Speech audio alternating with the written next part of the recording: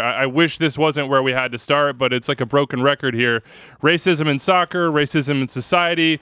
It reared its ugly head again this week in Italy and in Montenegro before that. You've been there before, Nedum. You've been outspoken about the issue in the past. How does a week like this make you feel?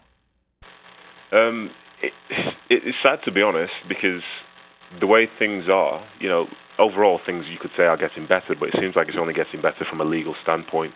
But culturally, in many, many places, things are exactly the same. And this is when it starts to raise its head. And in some ways, it's a good thing that sport is around, because we can start to see where the real problems are. Because if that game wasn't televised and if this wasn't being discussed, then things would just carry on. But this is society we live in, unfortunately. This is personal for you, and I wonder how much of our audience knows your story.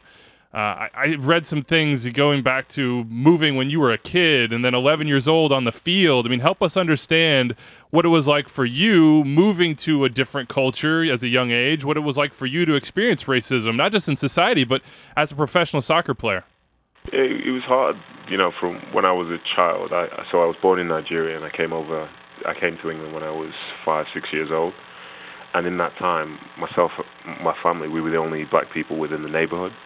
So people didn't really know how to react with us. So a lot of people were doing really negative things, saying really negative things, and it was a different time. It was England in inner city England in the 90s, which wasn't a great place.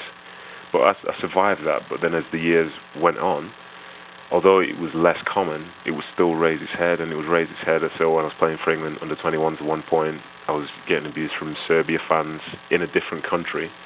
And then to talk about Montenegro as well, when the country first gained independence, my under-21 team for England, we actually played the very first international that Football International Montenegro ever held at home. We played in that game. A few of us were abused by certain members of the crowd, but the big thing for me was after the game, we went onto the field to do a warm-down, and as we were coming back in through the tunnel, I remember vividly myself and Joe Hart, the former Man City goalkeeper, we started to hear some monkey chants. So I turned around in the tunnel, and it was 10 soldiers.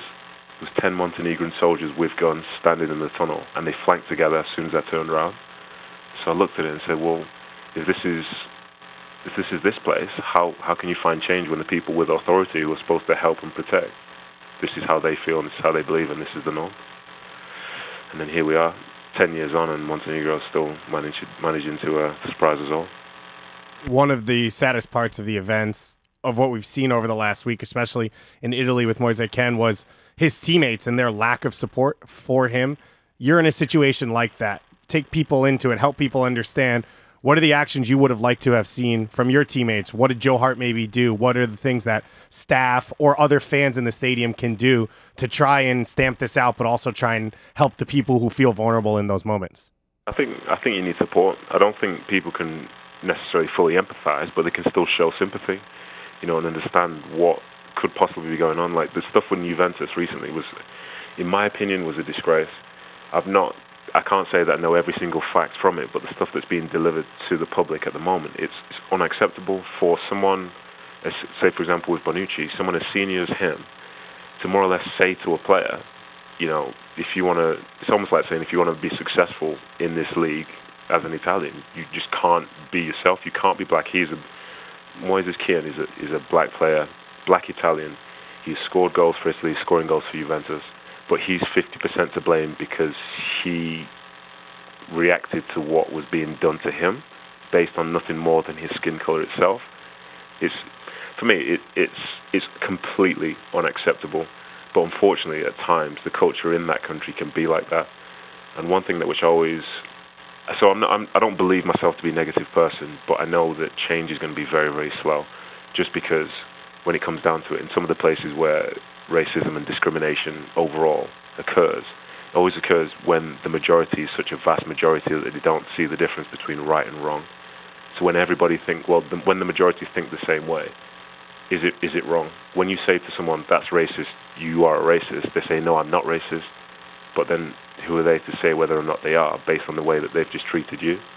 Do you understand where I'm coming from? Mm-hmm. And that's unfortunately the downside in places like Italy, places like Montenegro. Society doesn't necessarily represent minorities in a way that it probably does do in places where there's more diversity. Americans have suffered this as well. I think back to, Oguchi Onyewu as an example and some others in Europe. And, I think we have to look at ourselves as well here in the United States and North America and acknowledge that we are absolutely not perfect. The slogan here in MLS is Soccer for All. The tagline is Everyone is Welcome. I really love this initiative. I love the message that it puts out there. I hope that everybody can identify with it as well. But there's a larger picture here, Nedum, and that's that subconscious racism that I think I've seen you be quoted on. And it's not just soccer, it's society. So when you look at this, when you look at these issues, when you talk to people, when you give people advice, how do we break the cycle? How does the cycle get broken? Slowly, sometime. So the way it works in America, in the USA, I'm not 100% sure, but the way that it is back in England, for example, the younger generations are now finding themselves in classrooms with people from lots of different backgrounds. They're finding people as they grow older who are, who aren't necessarily all just straight. You say you can have more gay people, there are more women, LGBT is more represented, it's being more discussed. So the younger generations are now living in a world where it's normal for people to be different. Whereas I think for a lot of people in my generation and beyond, they weren't necessarily raised in that environment. So that's where a lot of the subconscious behavior seems to come from, because the way that they were raised, this was this and that was that. Like it or not, people are very resistant to change. So I just hope for myself that, raising my children, I'd raise them to understand that everyone is equal. Everybody is different, which is the beauty of society. But you shouldn't treat somebody like this and someone like that, because, as I say, it's a nonsense. And it's a really, really big topic for me, because I hate sometimes the way that it can solely be associated with sport. Sport can take it to the headlines, but unfortunately, if it's the same over here as it is back in England, the headlines for this type of thing exist on the back pages, and the back pages change every single day depending on whichever sporting event is coming up next. So very quickly it can go from being the biggest thing to just being something that was said previously, even though it's something that it transcends sport, it is society.